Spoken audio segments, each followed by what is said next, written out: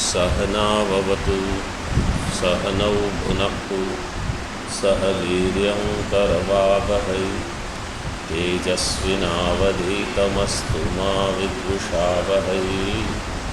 ओम शांति शांति शांति।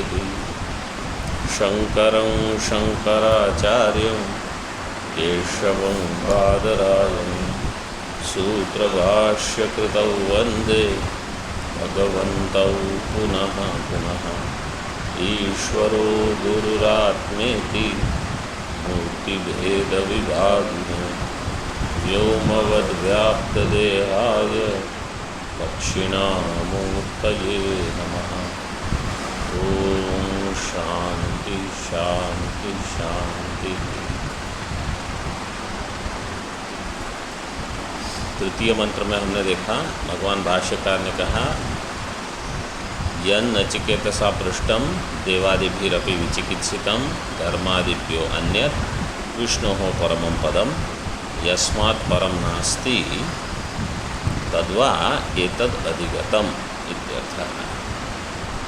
तद्वा मतलब तद्वै, एतद्वै तत्, तद्वै एतत् अधिगतम।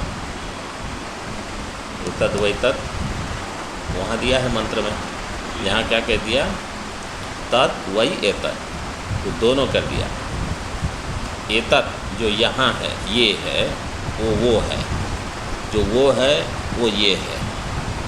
तो ये क्या है जो आपने पूछा, वो क्या है जो देवताओं को भी जिसके बारे में विचिकित्सा है, जो धर्म से अन्य अधर्म से अन्य विष्णु परमं पदम जिससे परे कुछ नहीं है, वो ये है। ऐसे अभी आगे देखो। अति सूक्ष्मत्वात् दुर्विज्ञेयम इति मत्वा एतमेवार्थम पुनः पुनराह। अति सूक्ष्मत्वात्, जो अति सूक्ष्म है, दुर्विज्ञेयम ये तत्व दुर्विज्ञेय है, इति मत्वा एतमेव अर्थम पुनः पुनराह, इसी अर्थ को बार बार बताते हैं अलग अलग मंत्रों के द्वारा। क्यों ऐसा क्यों करते हो? क्योंकि ये अति सूक्ष्म विषय होने से सरलता से समझ में नहीं आता, अति दुर्विज्ञेय है। स्वप्नांतं जागरितांतं चोभौ येनानुपश्यति महान्तं विभुमात्मानं मत्वा धीरो न शोचति।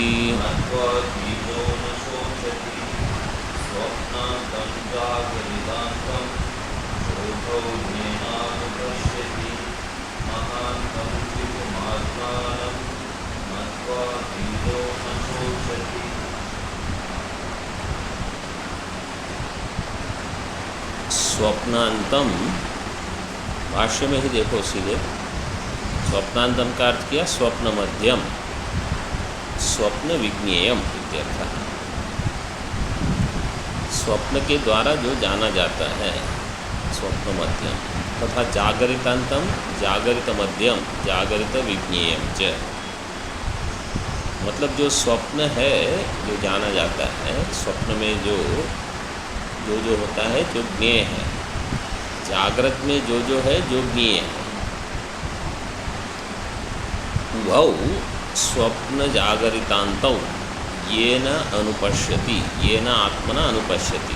आत्मा है दृष्टा, स्वप्न में जो आता है, जागृत में जो आता है वो हो गया दृश्य। स्वप्न जागृत दिए हैं, सुषुप्ति को भी समझ लेना आप। आत्मना अनुपश्यति लोक इति सर्वं पूर्ववत्, सर्वं पूर्ववत्। लोक कहाँ से लोगे आप?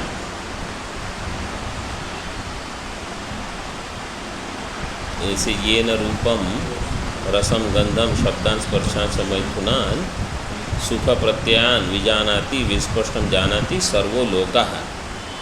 उस मंत्र में नहीं है, भाष्य में जो दिया है वो सब यहाँ लगाना है आपको। लोकः इति सर्वं पूर्ववत्। तम महांतम विभुमात्मानं, ये महांतम विभुमात्मानं अशरीरम शरीरेषु अनवस्थेष्वस्थितम महांतम विभुमात्मानं मत्वा धीरो न शोचति, वो समान है। मत्वा अवगम्य आत्मभावेन साक्षात अहम अस्मि परमात्मा, जानना क्या है, मैं साक्षात परमात्मा हूँ। इति धीरो न शोचति, फिर धीर पुरुष शोक नहीं करता। किंच यह किंचित इमं मद्वदम कर्मफलभुजम, अच्छा आगे मंत्र देखो, य इमं मद्वदम वेद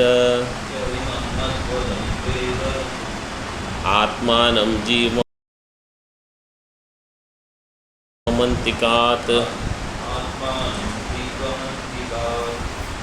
ईशानं भूतभव्यस्य ततो न विजुगुप्सते, न ततो विजुगुप्सते।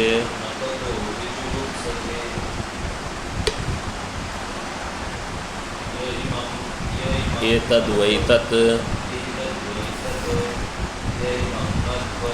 य इमं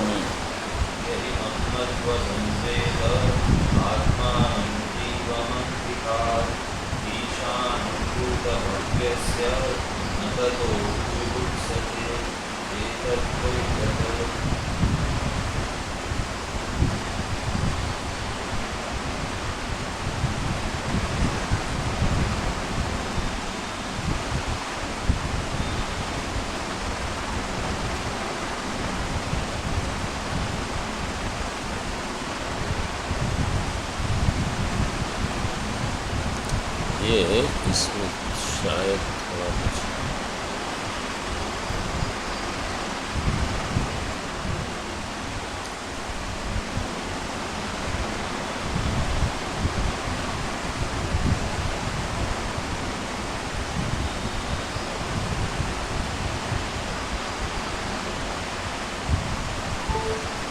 न तत्व लिख सकते हैं।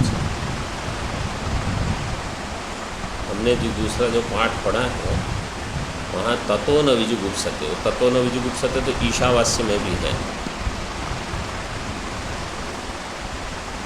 यहाँ न ततो विजुगुप्सते।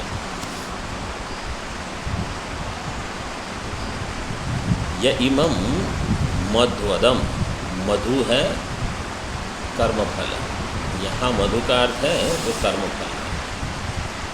मधु ब्राह्मण बृहदारण्यक में जो आता है वहाँ मधु का अर्थ है कार्य, लेकिन यहाँ मधु का अर्थ दिया है कर्मफल, तो भी कार्य है, कर्म का कार्य है कर्मफल। मधु अदम वेद, मधु अदम है मधुम अत्ति इति मध्वदम जीव, जीवम आत्मानं अंतिकात् वेद, जो जीव अपने आप को आत्मा जानता है, जो महान विभु ऐसा है, ऐसे इस प्रकार से जो आत्मा को जानता है, और भूतभव्यस्य ईशानम वेद, भूत वर्तमान और भविष्य का ईश्वर जानता है। जो अपने आप को कर्मफल का भोक्ता मानता है, वो अपने आप को जब आत्मा जान लेता है और अपने आप को भूत भविष्य और वर्तमान का ईश्वर शासक मानता है, जान लेता है, फिर वो न विजुगुप्सते, न विजुगुप्सते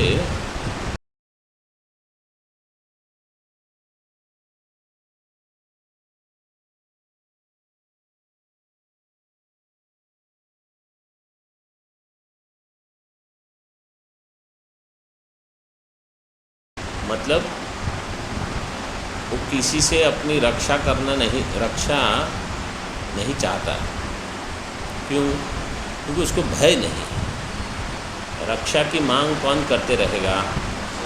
जिसको जो भयभीत होता है, मुझे मेरी रक्षा करो, मेरी रक्षा करो, इसको किसी का भय नहीं। क्यों? वर्तमान भूत भविष्य का यही शासक है, तो भय किससे होगा? तो न विजुगुप्सा। ये विजुगुप्सा के दो अर्थ हैं।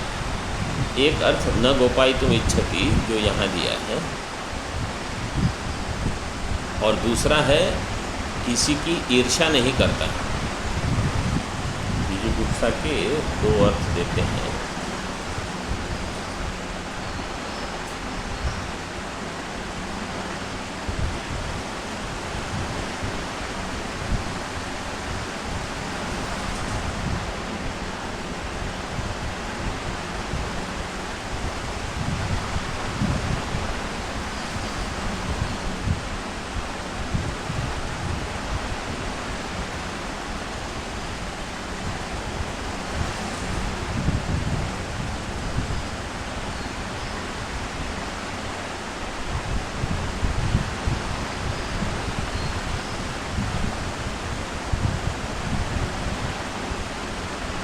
गोपने धातु है।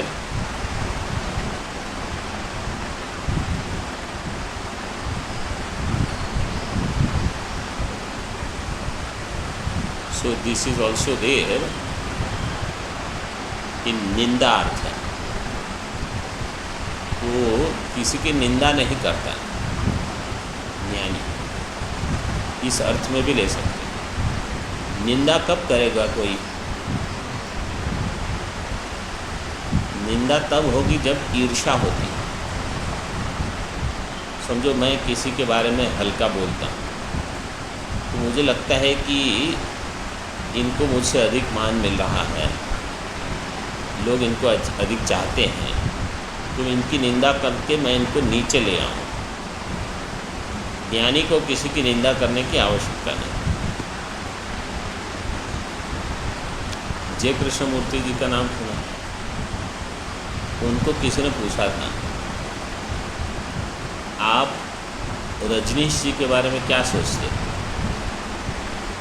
उन्होंने क्या उत्तर दिया? मैं उनके बारे में नहीं सोचता। ये ज्ञानी लोग ऐसे होते हैं, वो अन्य के बारे में क्यों सोचेंगे? अपनी मस्ती में है। इनके बारे में आपका क्या ख्याल है? बोले मैं सोचता ही नहीं उनके बारे में।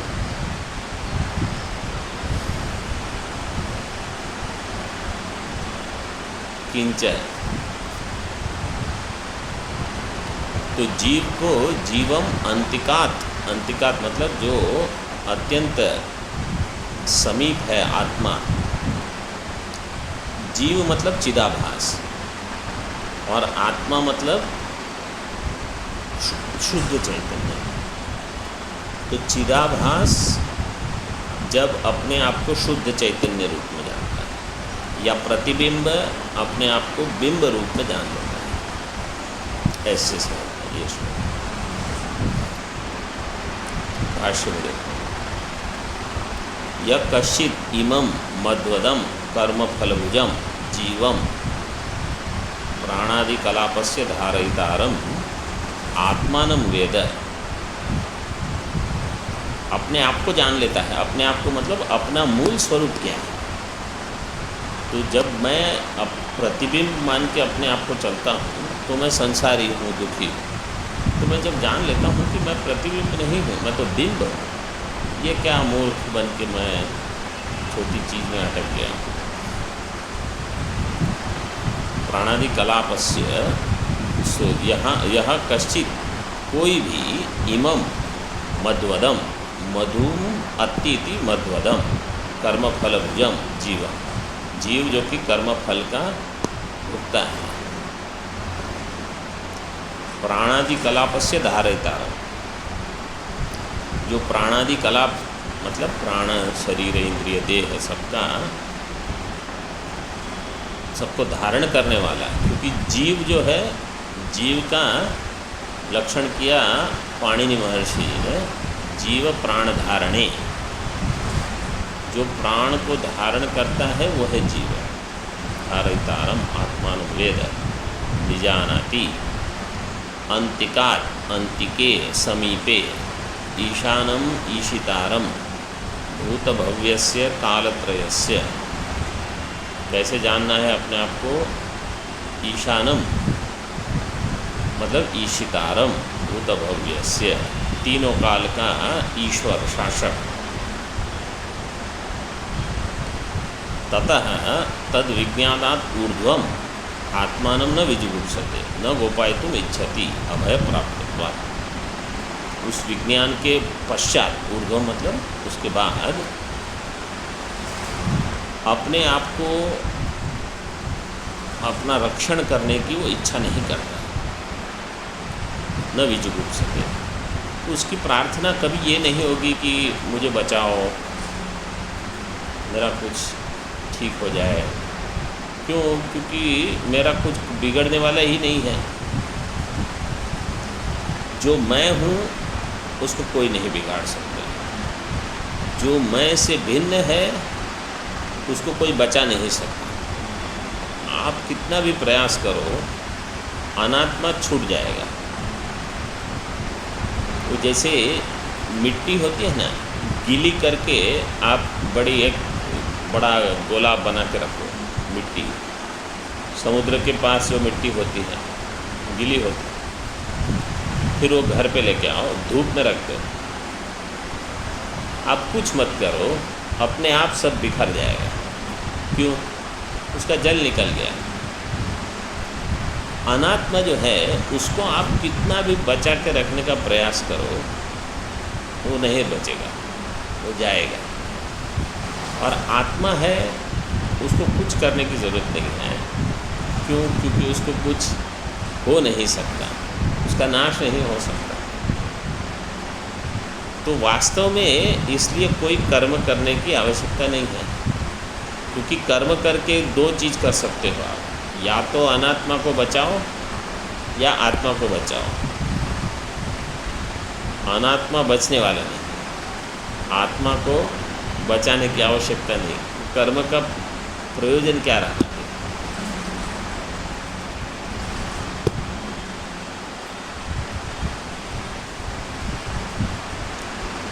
यही है कर्म संन्यास का रहस्य। कर्म कौन छोड़ देगा? जिसको ये समझ में आ जाएगा, जो मैं हूँ उसको कुछ हो नहीं सकता, और जो मैं नहीं हूँ उसको कोई बचा नहीं सकता। गोपायितुम इच्छति अभय प्राप्तत्वात् न गोपायितुम इच्छति अभय प्राप्त, क्योंकि अभय प्राप्त हो गया। यावद ही भयम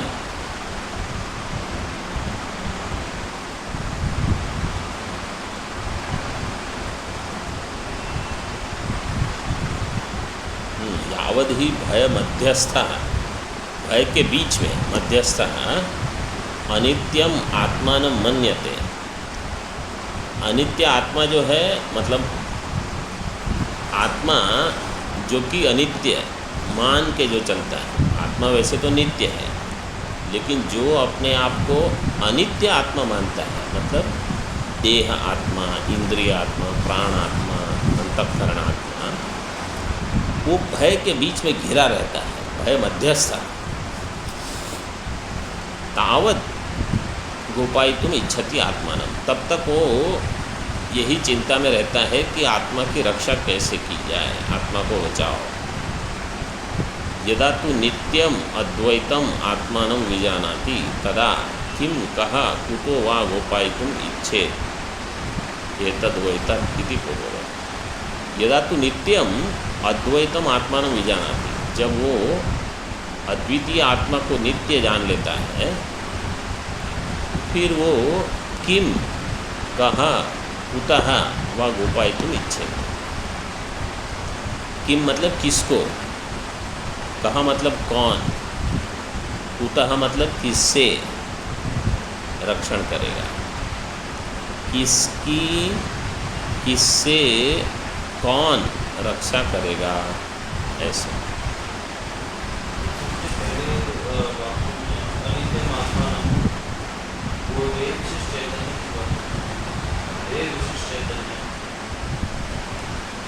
मतलब आत्मा तो नित्य है, लेकिन जो अनात्मा को आत्मा मान के चलता है, उसका जो आत्मा है, मतलब जो अनात्मा वाला आत्मा, वो अनित्य होना है। देह इंद्रिय आदि विशिष्ट। तो किम कहा कुतो वा गोपाई तुम इच्छे, क्यों? क्योंकि ये त्रिपुटी ही नहीं रही वहाँ। मैं जो रक्षण चाहने वाला, जिससे रक्षण चाहूँगा और जिसकी रक्षा चाहूँगा, ये तीन रहे ही नहीं, अद्वैत हो गया, तो फिर क्या प्रार्थना करोगे आप? किसकी रक्षा करनी? इच्छे एतद्वैतत् इति पूर्ववत, ये पहले के जैसा है। अब थोड़ा मीमांसा, पूर्व मीमांसा के संदर्भ में कुछ बता रहे हैं।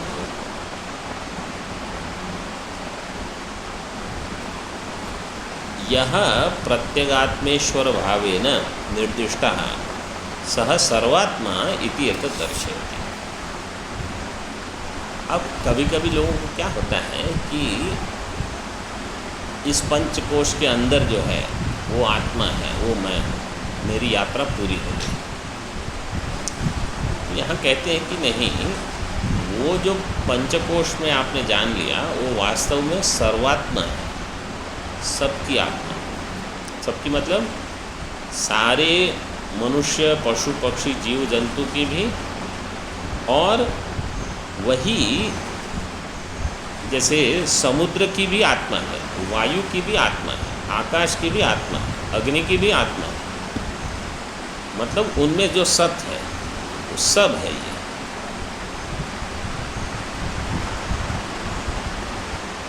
तो अपने आप को सर्वात्मा जानना ये महत्वपूर्ण है। इति एतत् दर्शयति, उसको ध्यान में रखते हुए अब आगे बताते हैं। यह पूर्व तपसो जात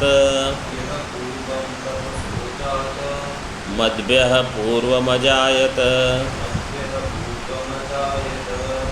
गुहां प्रविश्य तिष्ठन्तं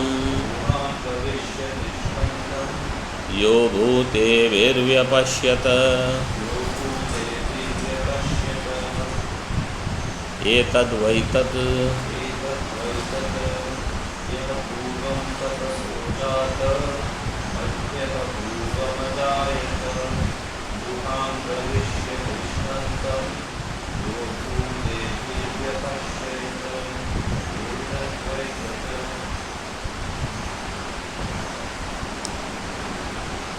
यहाँ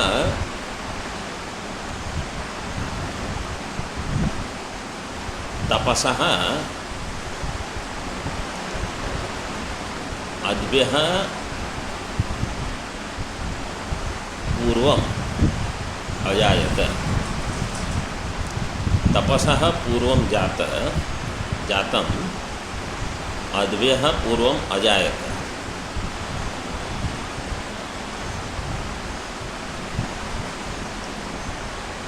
जो तप से पहले उत्पन्न हुआ, मतलब तपस्या से जो सबसे पहले उत्पन्न हुआ, और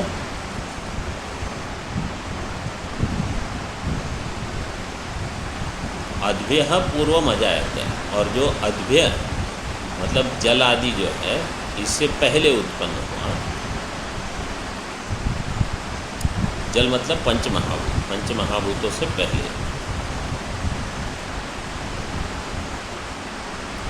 यो गुहां प्रविश्य तिष्ठन्तं, जो गुहा में, हृदय गुहा में प्रविष्ट होकर, तिष्ठन्तं भूतेभिः व्यपश्यत,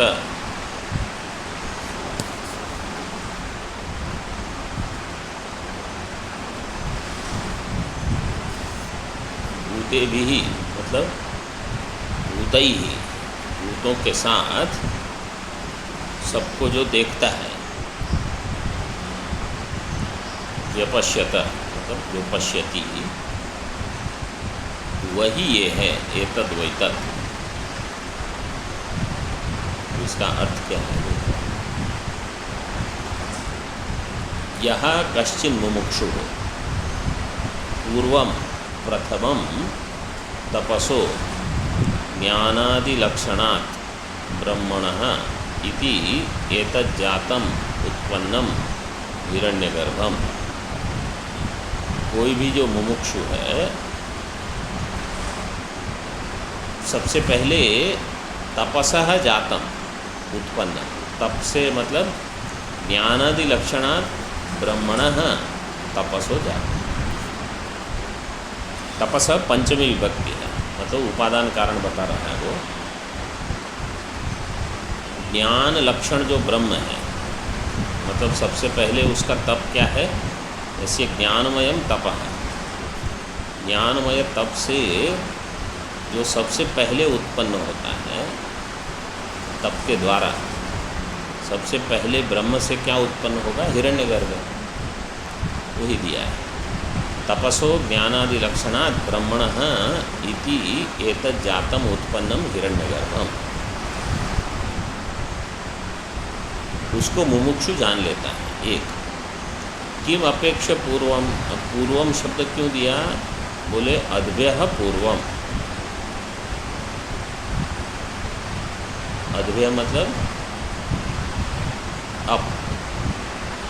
अप सहितेभ्यः पंचभूतेभ्यो न केवलाभ्यो अद्भ्यः इति अभिप्राय।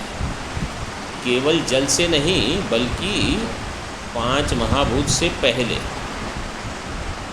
हिरण्यगर्भ की उत्पत्ति 5 महाभूत के पहले होती है, फिर ये 5 आते हैं।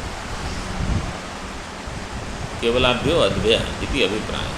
अजायत उत्पन्नो यः तम प्रथमजम देवादि शरीराणि उत्पाद्य सर्वपाणि प्राणि गुहां हृदयाकाशं प्रविश्य तिष्ठन्तम्। अजायत का अर्थ किया उत्पन्नः यः तम प्रथमजम देवादि शरीराणि उत्पाद्य। प्रथमज जो सबसे पहले उत्पन्न होता है, देवादि शरीराणि उत्पाद्य। हिरण्यगर्भ ने क्या किया? देवताओं के शरीर को उत्पन्न किया, देवादि शरीराणि उत्पाद्य, और सभी प्राणियों की हृदय गुहा में प्रविष्ट होकर स्थित हो गया। सर्व प्राणी गुहाम हृदयाकाशम प्रविश्य तिष्ठान्तम प्रथमजम। वहाँ बैठ के क्या करता है? और कुछ काम नहीं है क्या? बोले शब्दादीन उपलभमानम। शब्द स्पर्श रूप रस गंध, इसकी उपलब्धि कौन करता है?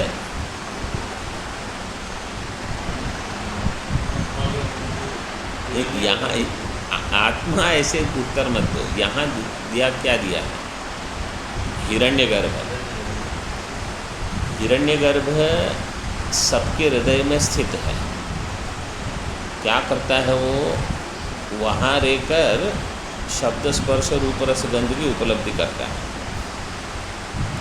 हिरण्यगर्भ क्यों देते हैं? भोक्ता कौन है? जो स्थूल सूक्ष्म शरीर के साथ अभिमान करके बैठा है, वो अभिमानी ही भोक्ता होगा, शुद्ध आत्मा नहीं। तो यहाँ शब्द स्पर्श की उपलब्धि किसको होगी? भोक्ता को। तो समष्टि का जो भोक्ता है वही व्यष्टि उपाधि में बैठा है, ऐसे समझ। शब्दादीन उपलभमानम भूतेभिः भूतैः।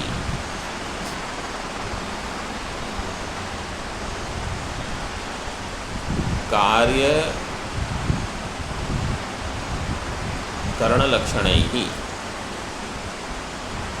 सह तिष्ठन्तं यो व्यपश्यत यह पश्यति इति एतत्। थोड़ा टीका में देखो पहले। यह कश्चित् पूर्वं तपसो जातं पश्यति स प्रकृतं ब्रह्मैव पश्यति इति संबंधः। यह कश्चित् जो भी है, कोई भी मतलब मुमुक्षु, वो क्या मतलब उसकी समझ में क्या आ जाता है? वो बता रहे हैं कि सबसे पहले ज्ञान रूप जो तप है, उस तप से तपसो जातम पश्यति सह प्रकृतम ब्रह्मैव पश्यति इति संबंध। मतलब जिसकी समझ में ये आ जाता है, सुनो, जिसकी समझ में ये आ जाता है कि हिरण्यगर्भ ही हर एक शरीर में बैठकर शब्द स्पर्श रूप रसगंध का भोग कर रहा है, वही हिरण्यगर्भ की उत्पत्ति पंच महाभूत के पहले हुई। मतलब वो पंच महाभूत से भी सूक्ष्म है, कारण ऐसा ये जो भोगता है उस सभी के हृदय में है। मतलब मैं अगर शब्द का भोग कर रहा हूँ और कहीं चींटी या गाय है या कुत्ता है या बैल है, जो भी है, सभी लोग अगर भोग कर रहे हैं किसी न किसी शब्द स्पर्श रूप रसगंध का, तो सभी के सभी वास्तव में हिरण्यगर्भ ही है।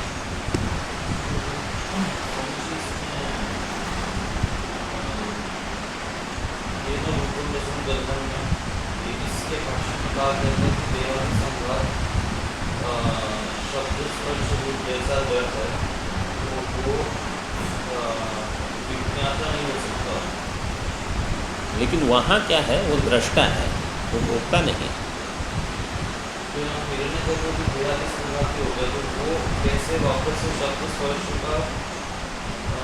भोग करेगा।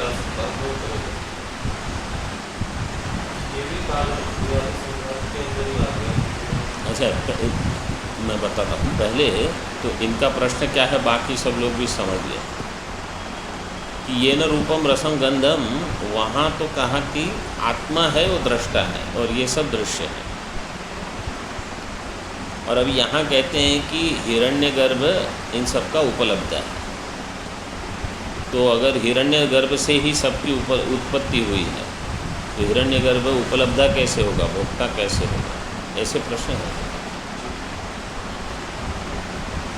ये ऐसे ही है जैसे आप स्वप्न में कैसे भोग करते हो।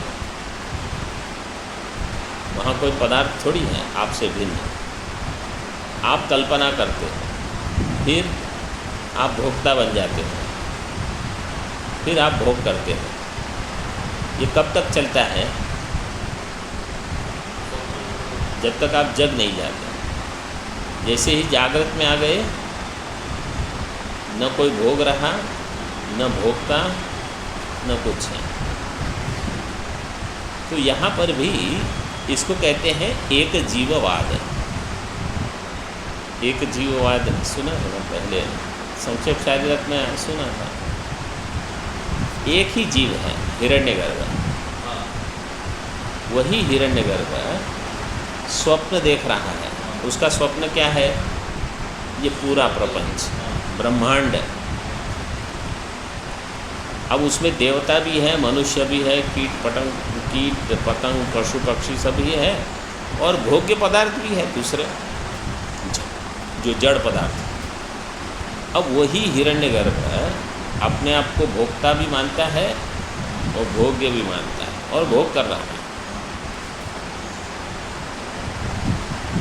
लेकिन उसको पता नहीं है कि मैं वास्तव में ब्रह्म हूँ, मैं हिरण्यगर्भ नहीं।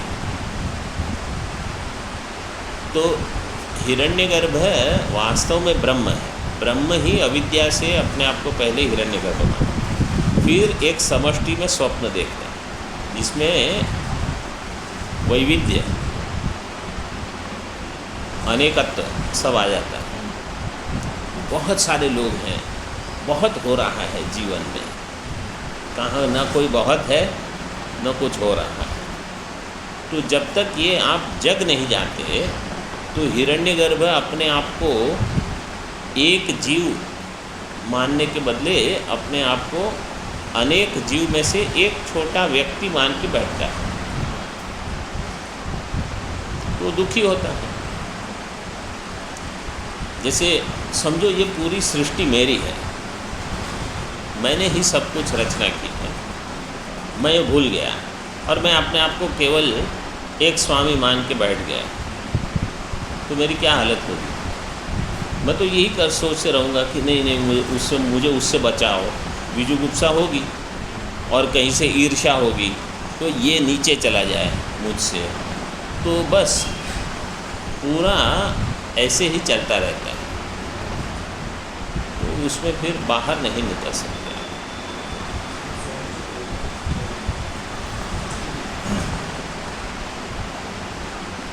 यहाँ पर जो यह प्रत्येक आत्मा में ईश्वर भाव में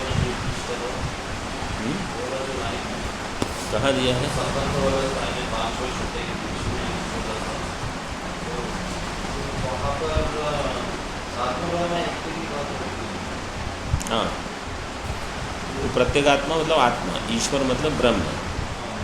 तो अब तक जो भी सारे वर्ष थे वो वैश्विक के थे, समष्टि में ऐसे अभी क्या बता रहे हैं, ब्रह्म ही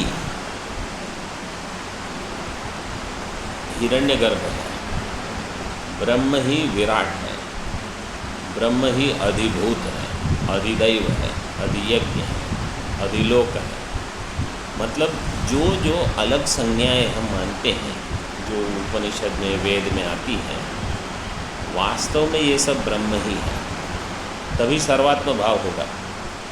अगर मैं अपने आप को केवल इस शरीर में एक छोटा आत्मा मानता हूँ, पंचकोश से विलक्षण, लेकिन मेरा तादात्म्य सबके साथ नहीं हुआ, तो सर्वात्मा कहाँ हुआ? तो जो हिरण्यगर्भ है वो मैं हूँ, जो विराट है वो मैं हूँ, जो अधिभूत, अधिदैव, अधिलोक, जो जो संज्ञाएं हैं वास्तव में सब मैं हूँ। ये जानना पड़ेगा ना मुझे। तो ये इसीलिए प्रक्रिया है। तो वो तभी होगा जब मैं अपने आप को एक ही जीव मानूंगा, और वो एक जीव की सारी सृष्टि है। तो जब मैं जग गया तो सृष्टि नहीं है। ओम पूर्णमदः पूर्णमिदं पूर्णात् पूर्णमुदच्यते पूर्णस्य पूर्णमादाय पूर्णमेवावशिष्यते। ओम शांति शांति शांति। शंकरं शंकराचार्यं केशवं बादरायणं सूत्रभाष्यकृतौ वन्दे भगवन्तौ पुनः पुनः। ईश्वरो गुरुरात्मेति मूर्तिभेदविभागिने व्योमवद्व्याप्तदेहाय दक्षिणामूर्तये नमः। ओम